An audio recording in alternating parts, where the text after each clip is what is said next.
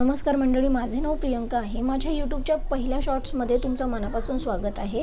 नाश्त्यासाठी बनवला जाणारा उत्तम प्रकार, सगळ्यांच्या आवडीचा म्हणजे साबुदाणा खिचडी कशी बनवायची, उपवासासाठी बनवली जाणारी ही खिचडी कशी बनवायची ते मी तुम्हाला शेंगदाणे, भाजलेले शेंगदाणे हे मिक्सरला लावून घ्यायचे आहेत। त्याच्यानंतर मध्यम आकाराचे 2 बटाटे कापून घेतलेले आहेत। बटाटे फोडणी देण्यासाठी तेल घेतलेले आहे कढईमध्ये आणि त्यात एका मिरचीची फोडणी दिलेली आहे।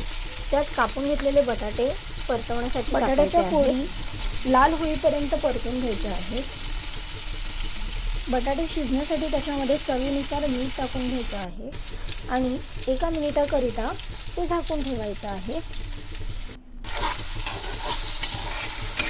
बटाटे लाल असे रंगाचे झाल्यानंतर व्यवस्थित शिजल्यानंतर त्याच्यामध्ये भिजवून घेतलेले साबुदाणे टाकायचे आहेत। हे साबुदाणे मी 4 ते 5 तासांसाठी भिजवलेले आहेत। ओव्हरनाईट भिजवलेले नाही आहेत, रात्रभरासाठी भिजवलेले नाही आहेत।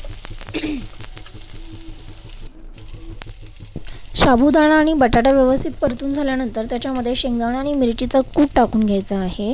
तो व्यवस्थितपणे परतून घ्यायचा आहे आणि 1 किंवा 2 मिनिटासाठी झाकण ठेवून खिचडी चांगल्या प्रकारे वाफवून घ्यायची आहे।